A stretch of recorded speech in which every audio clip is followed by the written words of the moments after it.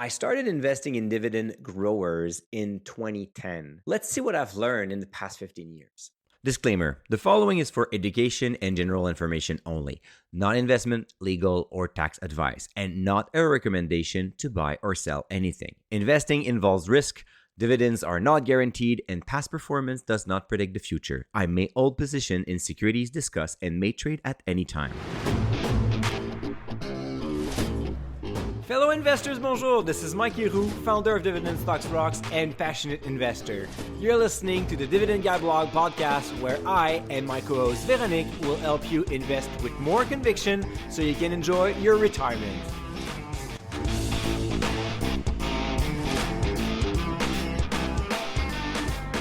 Dividend Growth investors, bonjour. Mike Leroux here. You're listening to the Dividend Guy podcast. I am with my co-host today. And I mean, the Dividend Guy podcast cannot be more of a great title for this episode, right, Vero? Right, because today we celebrate your 15 years of investing in dividend growth stocks, Mike. So first, congrats. That's a good milestone. And now it's when you look back at things that you realize how things evolve and change, hopefully for the better, right?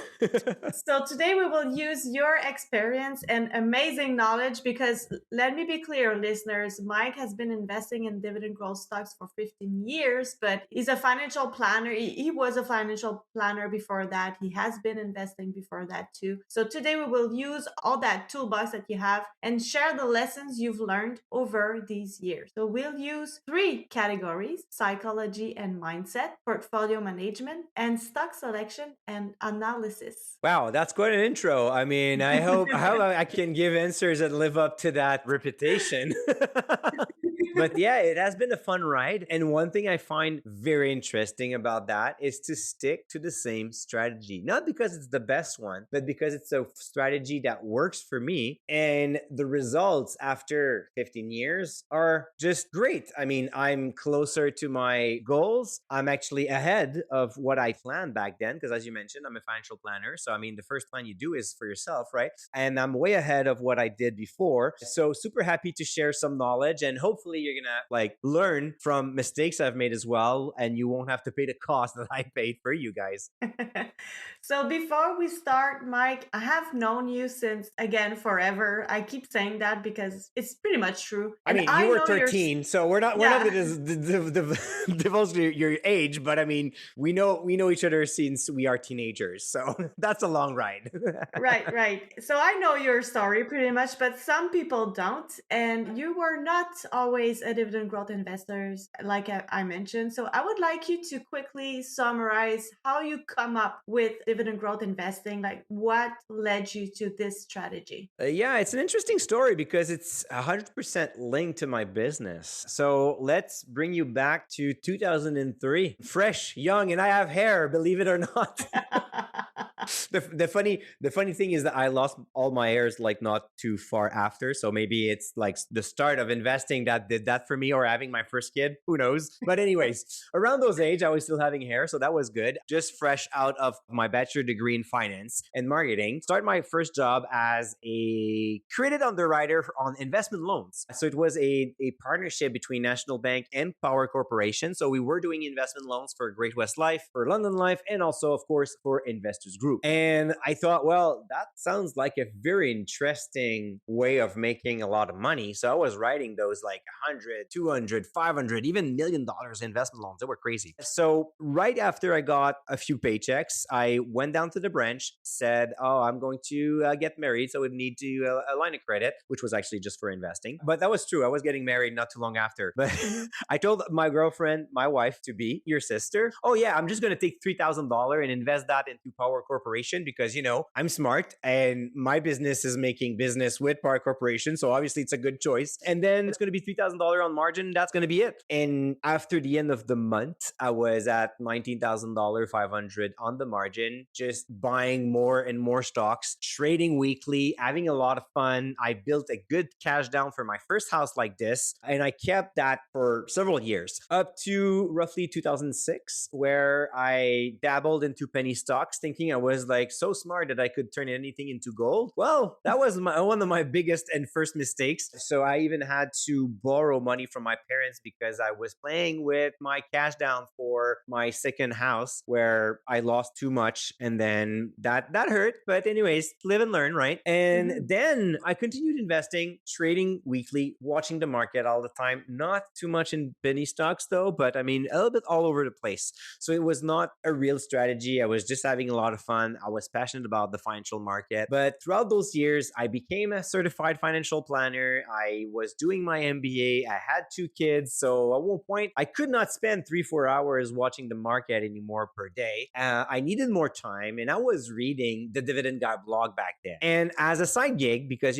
I like to keep busy, between 2006 and 2010, I was buying and selling blogs. So I had like blogs about personal finance, and then I was realizing that I could buy those blogs and then literally do like asset recycling, what we call that as a Mhm. fancy term. But back then I was just like flipping blogs and money out of that. And then I noticed that one of my favorite author on the Dividend Guy blog was slowing down on the pace that he was writing. So I offered to purchase his blog in 2010. And in that process, I kind of realized, wow, dividend investing, that's kind of interesting. It requires a lot less time than what I was doing. The real reason, actually, I eventually realized that later down the road, is having a strategy is going to save you a lot of time. Not having a strategy, you dabble everywhere. But I mean, back then it was just like, wow, I could invest in companies increasing their dividend. And a lot of research shows that they tend to beat the market, and they do that with less volatility. So more money in my pockets, less stress, kind of interesting. And when you think about that, only makes sense. If a business is able to increase its dividend year after year after year, well, they must come with a full package of robust metrics such as a strong balance sheet, a great business model, recurring revenue, etc. Right? Mhm. And I've been able to test that model in a lot of moments where the market was going down, and my portfolio was actually doing quite well, such as 2018, in 2020, in 2022, and even this beginning of the year where we were discussing this before recording. There's a lot of volatility on the market, a lot of concern about AI stocks, SaaS stocks, Bitcoins is taking a beating, gold and silver are up 10% one day, down 10% the other day, and my portfolio is holding still again. So overall, the strategy appealed to me for its simplicity, its clarity, and the fact that it was performing. All right, so let's start with lessons in the psychology and mindset category. The first one you wanted to share is probably among the most important ones. So we start strong, listeners. You can't be right 100% of the time, but you can be 100% confident. What does it mean? Well,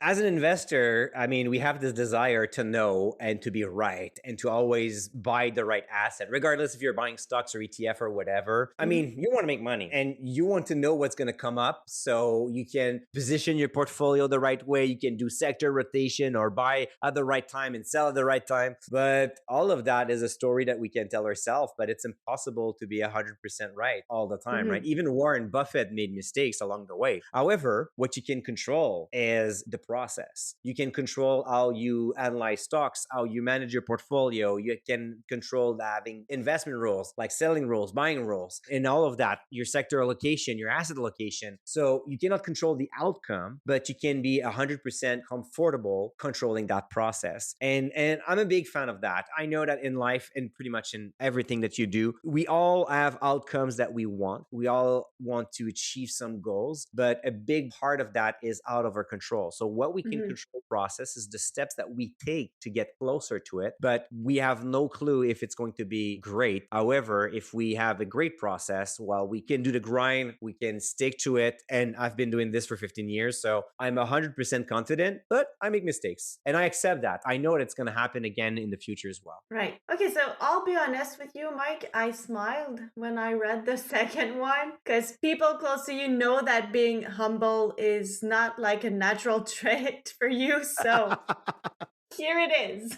Humble yourself. You aren't smarter than the market. I guess that you may have learned that one the hard way, right?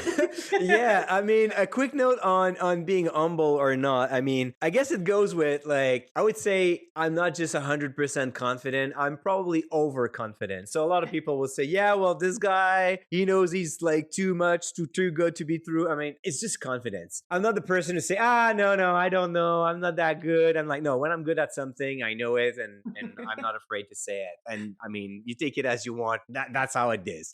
However, with the market, we have plenty of situations that are going to humble yourself. And I've went through a few things. You know, when a stock is down, when the market goes down, like the market sends a signal. And what is the marketplace?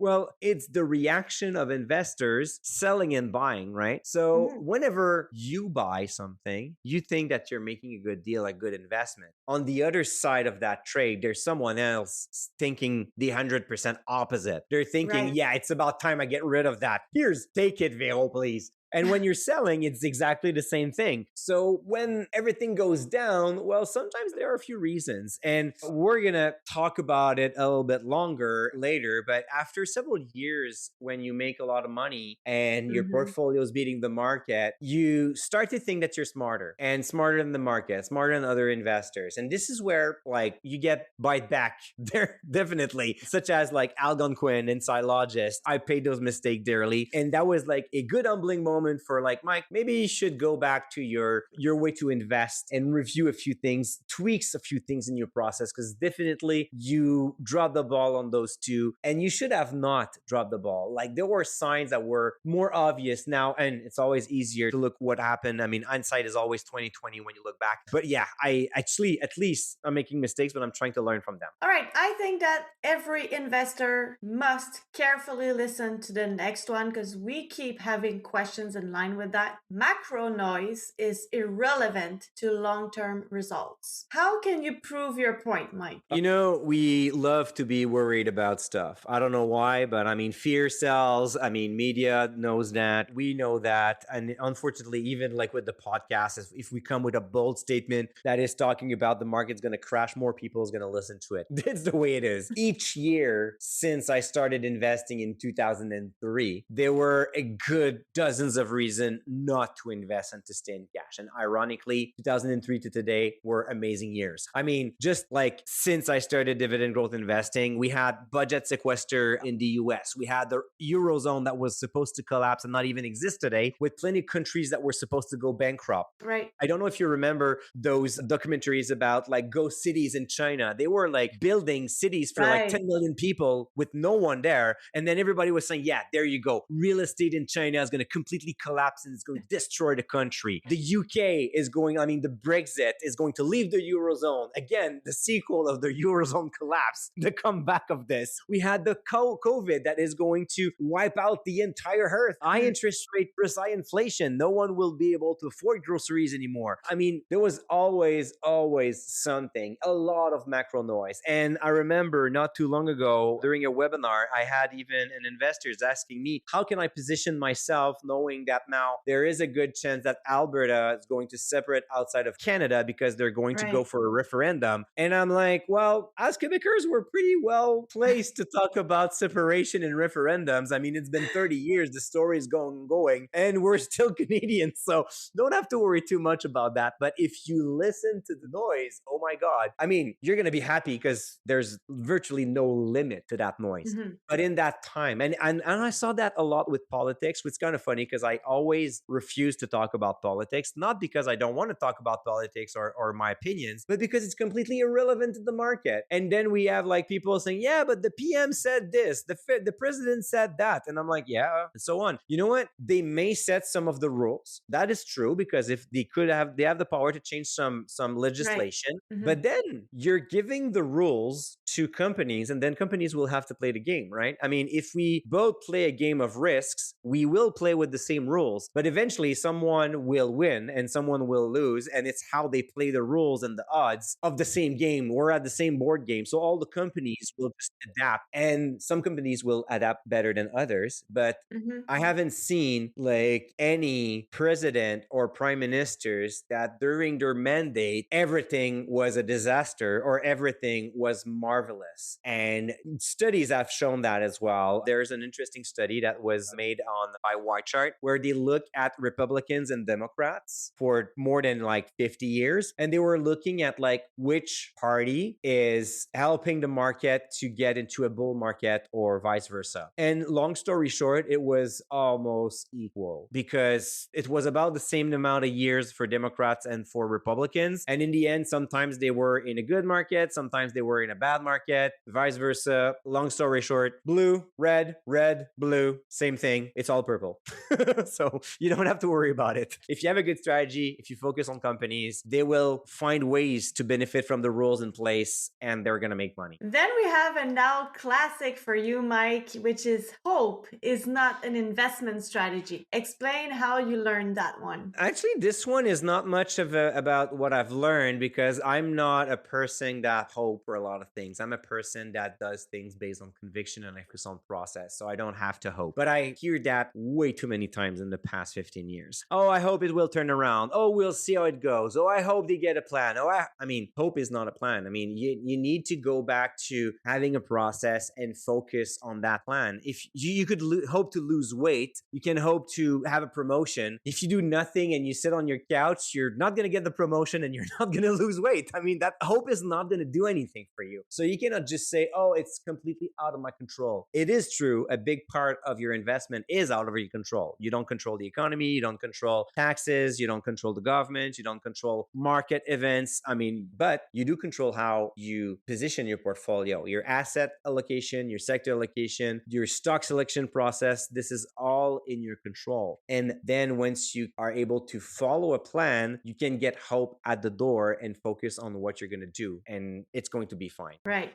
So the last one in this category is avoid paralysis by analysis. That's still easier said than done, Mike. So how did you learn to avoid it? Yeah, it's probably one of the biggest investment struggle for everyone. Some people are getting stuck, not able to buy. Some others are getting stuck, not able to sell. But in the end, it's all that paralysis that comes from that hesitation. You don't know if you're making the right move at the right time on the right stock. And then you're just like, I don't know what to do. So hesitation will disappear with clarity. If you have simple, clear investment rules, you follow them and there you go. So you spend more time on building those rules. And by rules, I don't mean like a Bible of like 500 pages. I mean, like I have like 4 selling rules. 4. Right. That's not that complicated, right? And pretty much all situation will fall into one of those 4 rules. So I don't have to get too many rules. I need something that is clear and easy to follow. And when I do that, well, I just follow those steps from 1 to 4 and there you go. I've gone through my entire portfolio in a few minutes and I take those decisions. Again, you're not going to be 100% right, but you can do that with 100% level of conviction, and moving on is a lot better than just sitting there and watching and hoping. And I must admit, Mike, I've followed your lead on that part since I started investing, and it makes my life so much easier. I don't doubt that much, like almost never, I would say. And so I think it really works. It really works. I'm glad to hear it. I'm glad to hear it. It's good. I mean, it's good to put in practice as well. So Right. Okay, now portfolio management is often underestimated, and it's the second category today. It remains one of the crucial points of investing for the long run. So the first lesson you wanted to share in line with this is don't confuse patience with complacency. What do you mean by that? One, you have a performing investment. So we're going to talk about alimentation couche-tard because I mean, it's been a while. So I made a lot of money with alimentation couche-tard. And then over the past 18 months, 2 years almost now, not doing anything, right? So then some people will say, oh, but you made so much money before, your total return is above 100%, so you can sit on it. It doesn't matter. And this would be complacency. You just like, I've done my money already. I don't need to make money anymore. I mean, I don't get that. I always want to make more money. So the way I see it is I look at my portfolio and say, is my $1,000 invested in this stock? Is it good today or not? I don't care if I started with $100 or 5,000. Now I have 1,000 in that position. Now it's time to ask myself where that $1,000 should be invested moving forward. So patience, though, it's kind of like the other side where you cannot start trading, like selling or buying after like a bad quarter or a good one. That is becoming impatient. So you need to reach the balance between both where you could be patient enough so you can be sure that you make the right move and not sit on it forever just because you made money or because you like the stock or that the famous this company is not going anywhere. So for ATD, I've explained that in previous shows where I have this deadline where and we are entering into the third year. So typically for great companies, I will set the deadline for 2 to 3 years. So for ATD, I was willing to wait 3 years. So we're in the third year where now this year I want to see the revenue and the earnings going up. I want to see the plan in action. They already talked about the plan. They're implementing it. After a while, if it's not working, it's not working. And then I need to move on. So this is why I make a separation between being patient. So I'm not making rash moves and just like trading with the market on a panic move, but I don't want to be complacent. So it's not because my portfolio has did great for the past 15 years that I'm going to sit on it and do nothing. I always want to improve it. And it's not because ATD has been good for me for 10 years, then it's going to be good for me for the next 10 years. So I need to draw a line at one point as well. Hey, dividend growth investors, this is Vero. Mike is currently taking a sip of water, which gives us 10 seconds, and I literally mean 10 seconds to grow the podcast together. Go on Spotify or Apple Podcast, hit pause, and then under our logo, you'll see two very interesting buttons. One to subscribe, hit that subscribe button now, and then give us a 5-star rating. You know, our goal is to help more investors just like you, so please spread the love. Thank you. Okay, then you wanted to highlight this one, which is eliminate insignificant position. We see that a lot, right? So why does it matter? Well, I realized over time that I was spending a lot of energy and spending a lot of time on stocks that could not have an impact on my portfolio. I was guilty of that, of like, I work on the stock market all the time. So, of course, I see too many opportunities for what I can invest. So sometimes you're just tempted, oh, I'm just going to put like $1,000 there. And then you end up with a position of like 0.16% of your portfolio, but you spend time on it, you monitor it, you understand the business model and all that stuff. And then you realize that if it goes from 16 to 45, which would be amazing returns, well, you're not even going to feel it in your portfolio. So there's no point. So that is one part of the answer. The second part is I've seen so many investors, because I'm not guilty of that one, but keeping like big losers, like stocks that are now worthless in their portfolio. They lost like 80, 90, 95% of their investment. And they're just like, yeah, it's a couple of $100, couple of $1,000. So it doesn't matter if I keep it or not. Maybe one day it's going to recover. I'm like, all right, I get that part. But it's also a reminder that you made a mistake. And every time that you open your portfolio, you have that red line smacking you in the face, telling you, hey, Mike, you made a mistake. Don't forget about this one. You made a mistake. Hey, I'm still there reminding you, you're not that good of an investor because I'm in red and I'm in red big time. So on my side, when I make a mistake, I rather move on so I can focus on positive energy. I increase the level of conviction when you open your brokerage account and you see a wide majority of green positions. So a company that you are making money on the long term. So I don't go crazy about that, but especially when those companies are below 0.50%, I seriously question the time and effort that I have to put into those, because letting them go and not following them is not helping me either. So I might as well just get rid of those and focus on companies that will have an impact portfolio and will move. Right. Now, a seductive idea is sector rotation, but you say that sector rotation is a distraction. How did you come up with this one? Well, technically on paper, it looks good. And I remember that when I was a private banker, I met with a bunch of high-end portfolio managers. Like not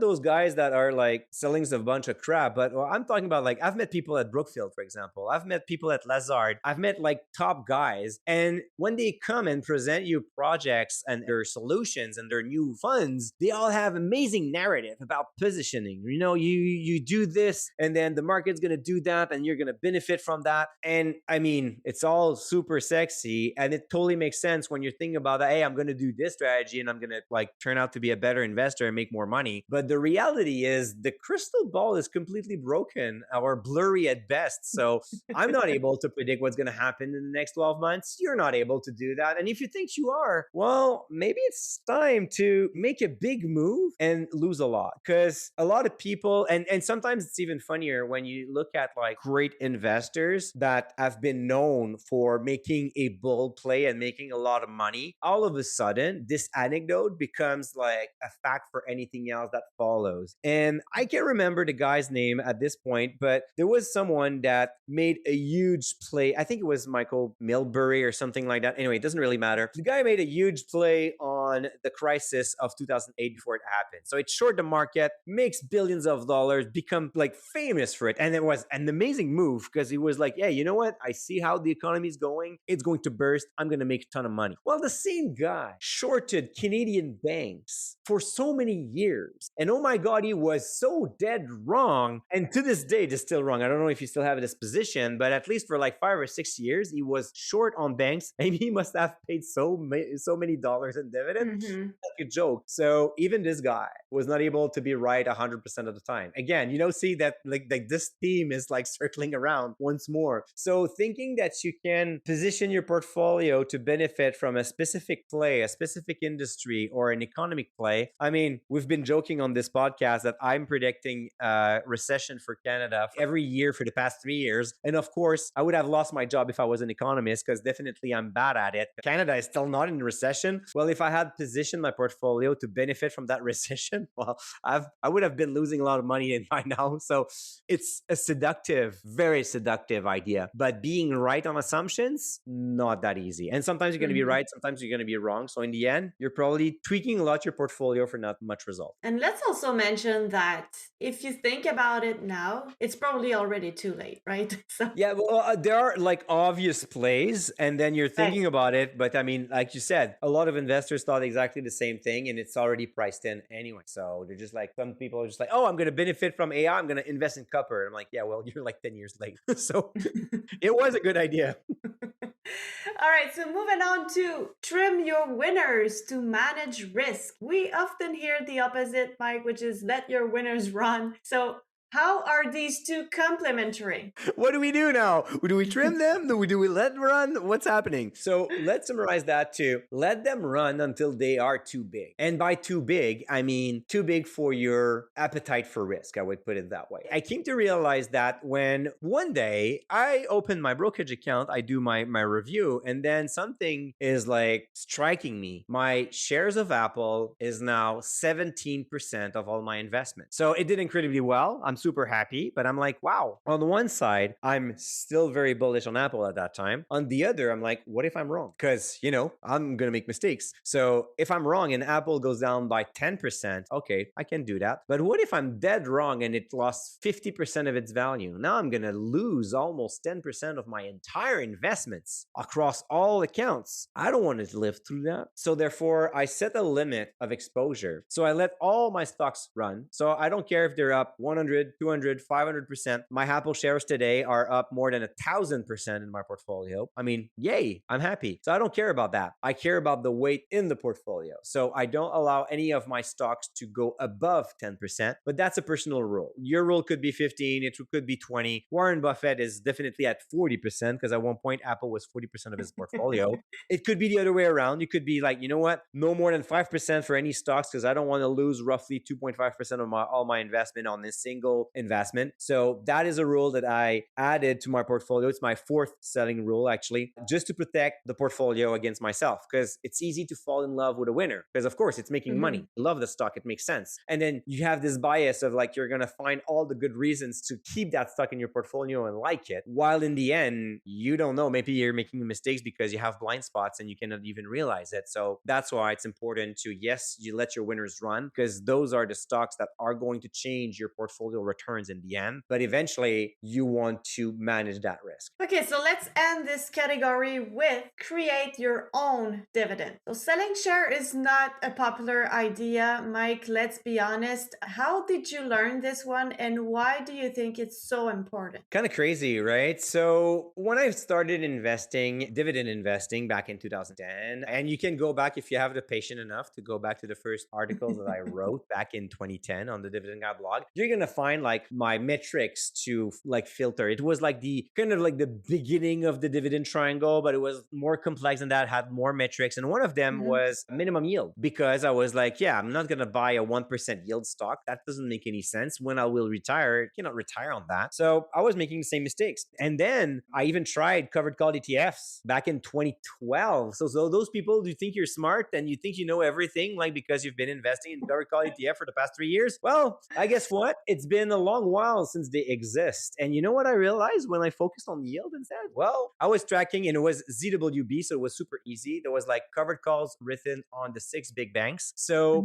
I was looking at that. And of course, back then I was still a big fan. I was already a big fan of national banks. So I was looking at my bank stocks, and I made a comparison with ZEB, which is just like the same BMO ETF, but with no covered calls. So 6 big banks are writing covered calls on 6 big banks. And after a little bit more than a year, I realized that it's impossible for the covered call ETF to generate more returns than the original assets, because you cap your gains. So by capping your gains, whenever it goes up too fast, you don't capture that gain. So you don't capture that total return. And in the end, the more money you make, the more money you can spend. I mean, you can call it paper profit because you don't cash your capital gains, but I'm going to argue back that it's going to be paper income if you don't spend it. So if you just reinvest your dividend, that's paper income. As much as you don't cash your gains, you don't sell, it's not capital gains, it's paper profit. Fine. We're all in papers now. But in the end, if you generate 10% returns, you'll be able to spend 10% of your portfolio and still going to be the same. If you generate 15, you're going to be able to spend 15. If you generate 15 and you want to spend 25, that's not going to work. So the yield doesn't matter. At retirement, your income is going to be a function of your total return, regardless of how you created it. And how you created it is going to be good for your comfort zone, or like it's important that you sleep well at night. So it doesn't matter if like bonds, preferred shares, stocks, ETF, covered calls, name it. I don't really care. Just know that it's not the distribution that is important, it's the total return, because you cannot distribute what you cannot make. So all those firms, they know that. They package, they create amazing marketing because we crave for income. So it simplifies the solutions. But in the end, that's what they do on their end. I mean, if they do not write enough premiums, or they do not generate enough interest or enough returns, they will sell shares, and eventually the value is going to go down. So super important to focus on total return, which distribution is part of it, but how your capital is fluctuate is also a big part. And this is what makes your retirement income. So I rather see myself as the portfolio manager, so I can skip this big guy's paycheck, so I don't have to pay it. So I save on fees, and I create my own dividend by using a mix of selling shares and dividend. Some people will say, but Mike, is going to go down to zero. Well, it's only going to down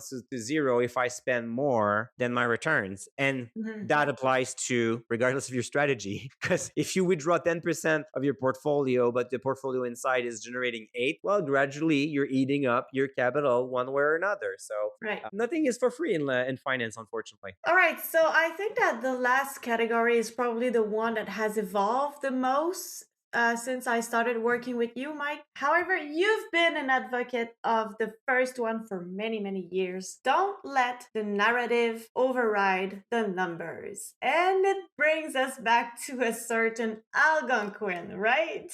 It has to, right? It has to. Like I said, I like to learn from my mistakes. So I've always been a big fan of having a strong investment thesis, so the narrative, and having a strong analysis of the financial metrics based on the dividend triangle. What happened at one point is when the market is so generous with us, you're making money, and then you're just starting to inflate the narrative and minimize the numbers, because the narrative is always sexier than anything else, right? It's a story you tell yourself. So eventually I started to have less of a focus on numbers, even though I was looking at them. But if the narrative was strong enough, I was like, yeah, but the narrative is good enough, it's going to be good. Well, of course, it blinded me for Algonquin, because the cash flow per shares, the funds from operation per shares, and the earnings per share were going down. And I was just like, yeah, but, and then I was going with the narrative. They're going to continue to acquire new assets, and then they're going to like get more revenue from that. And it's going to be all good. And they just increased their dividends. So if I had focused a little bit more on numbers, I would have prevented a big part of the loss. Not the end of the world. Again, live and learn, but focusing on numbers now, having like maybe kind of like at first I was at 50-50 with a risk of like letting the narrative overcome on the numbers. Now I'm definitely 60% numbers and then 40% narrative. And I always keep the narrative like always down.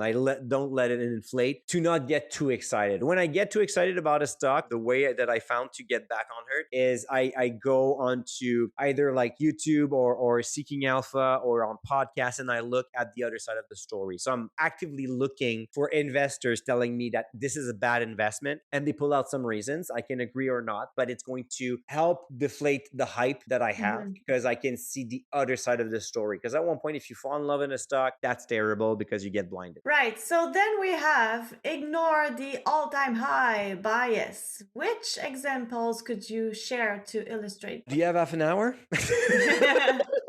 No, I mean, just for fun. When I started to work full time at DSR and I quit the bank, I have explained this story several times. I received the value of my pension plan. That was in 2017. Everything that I bought back then was at a all-time high. Ironically, that portfolio shows a compounding return to this date above 14% annualized return. So I guess that buying at all-time high is not that bad. I did that with numerous companies where I made more than 100% profit on it after buying it at their 52 weeks high. Lockheed Martin, Disney, Visa, BlackRock, Texas Instrument, Microsoft, National Bank, Alimentation Couche-Tard, and on and on and on. And I'm not saying that to brag. What I'm saying here is the all-time high is just point in history. You have no clue, even if the stock is trading as the 52 highest point, maybe the 52 next week is just going to be even better. We don't know that. So this is not, actually, it's not an argument for or against the all-time high. It's an argument to say, ignore it. It's not relevant. Like focus on fundamental metrics and not just on today's market sentiment. All right. So now I can't remember the name of the DSR member who inspired the next one, but we definitely thank him for putting like the word out about what you've had in mind for a while. And it is become yield agnostic. What does it mean? Yeah, for the story, it's Steven. So Steven, if you're listening to this one, that's thanks to you. It was after like back and forth conversation with this guy. And then he's like, Mike, if I understand correctly, you don't care about the yield. You're yield agnostic. And I'm like, there you go. I am yield agnostic. So here's the thing. And it's kind of funny because for 15 years, I've used the moniker, the Dividend Guy. I mean, you're listening to the Dividend Guy podcast. I mean, it comes from the Dividend Guy blog. I kept that moniker because I use the dividend metrics to make my decisions,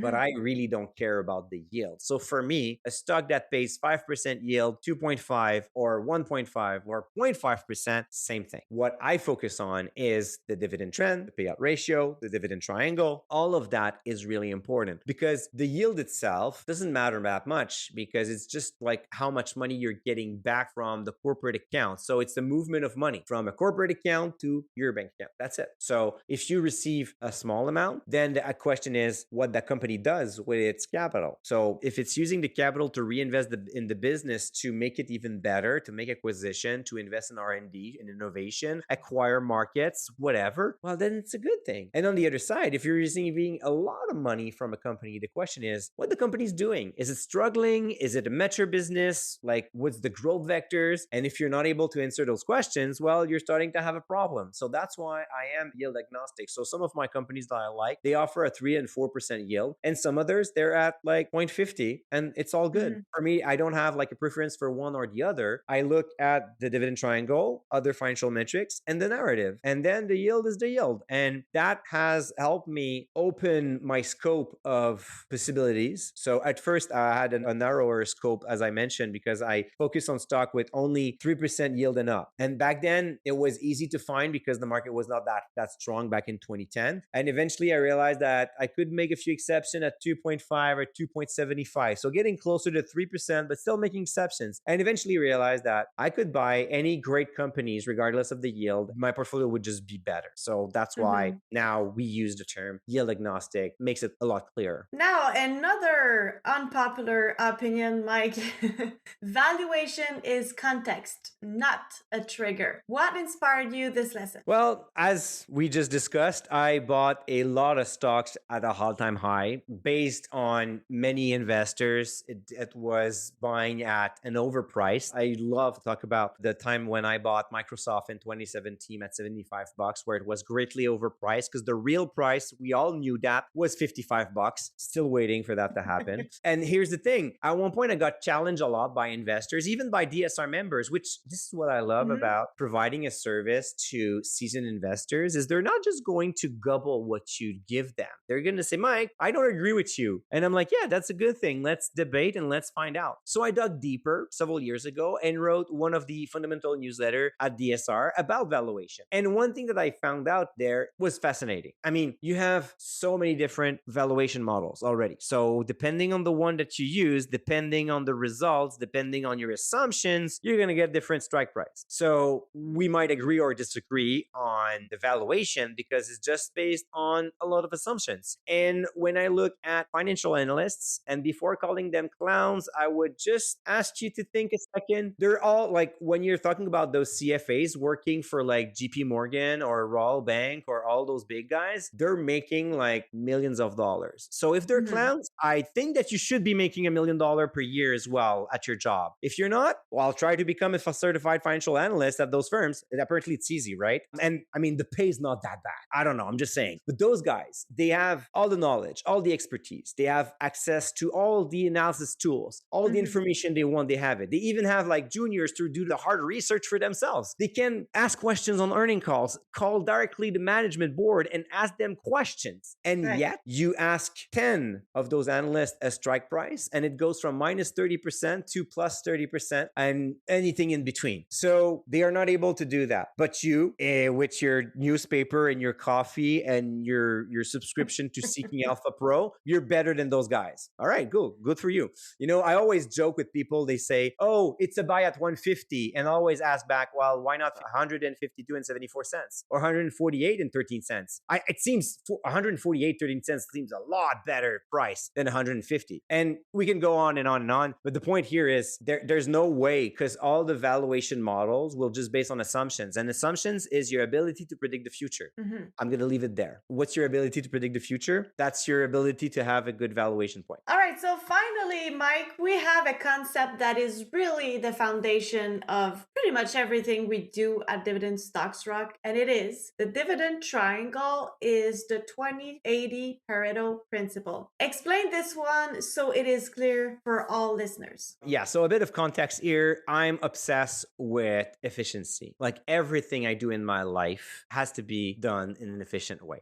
Yeah. I mean, I'm really, and this is how I've become productive on a lot of things. It's just I'm not special. I just always ask myself, am I doing the right thing the right way? And that obsession started to grow a lot faster after I read The 4-Hour Work Week around 2007, 2008, where I got introduced to the Pareto principle. So Pareto principle, and that could be for anything you do in your life, roughly 20% of your effort will give 80% of the results. 20% of your clients are going to generate 80% of your business. It's always about the same. If you study the right 20%, you're going to get 80% of a good grade. So you don't need to, and each hours after that you study or that you work is going to help you gain the extra 20%, which is not that efficient. So the difference between someone studying like 2 hours versus 10, maybe just 3% on the exam or 5% on the exam, if like talents are equal, because in the end, you're not getting that much of a gain. It is, of course, also true on the portfolio. So this is why the dividend triangle is so simple. It's the analysis of the trends of 3 metrics: revenue, earnings per share, and dividend over the past 5 to 10 years. With that analysis, I cover 80% of the work. Because if I find a company that is able to grow their revenue 5 to 10% per year for the past 10 years, same thing for earnings and same thing for dividends, I'm 100% sure that they will show decent payout ratio, that they will have a robust balance sheet, that they will have a strong business model, that probably that their long-term debt is not not too high, Mhm. that they grow their cash flow from operation, they have positive free cash flow, and all of those stocks. So I focused on that 20% that will give me 80% of the results. It's clear, it's simple, it's super easy to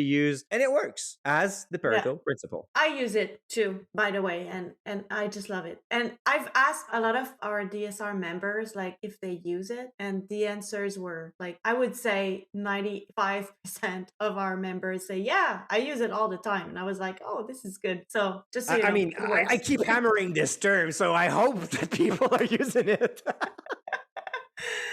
Okay, Mike, so let's end the episode with one last question for you. Looking back to those 15 years, what's the most important lesson listeners should always have in mind? Well, I'm going to go with my favorite investment quote. It is not coming from me, it's coming from Peter Lynch, but know what you own and why you own it. This is so important, even in this market where it has been so generous that sometimes investors, they don't really know what they have in their portfolio. They're just like, yeah, it's making money. I'm happy. It's all good. Well, if you don't know what you own and why you own it, it means that you're not understanding fully the extent of the risk and what you're doing with your money, which could, I mean, if you're lucky, not going to have an impact. But if you're not lucky and you're just a normal people, you can suffer greatly for investing blindly and just following a herd. All right, Mike. So you may not be the unblessed person I know, but you're definitely one of the most transparent. Thank you for sharing your investment lessons with us. Listeners, do not miss an episode again. If you enjoyed this episode, hit pause and the subscribe button underneath our podcast logo now to get notified. And until next week, stay invested. Stay invested. Disclaimer: the following is for education and general information only, not investment, legal, or tax advice, and not a recommendation to buy or sell anything. Investing involves risk, dividends are not guaranteed, and past performance does not predict the future. I may hold position in securities discussed and may trade at any time.